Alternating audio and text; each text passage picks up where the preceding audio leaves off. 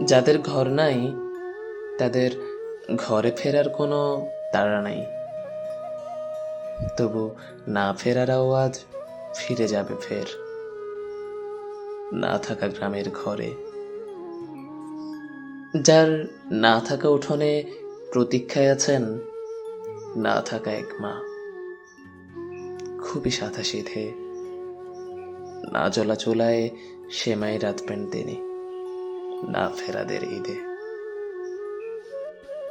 যাদের ঘর নাই তাদের ঘরে ফেরার কোনো তাড়া নাই, কোনো তাড়া নেই।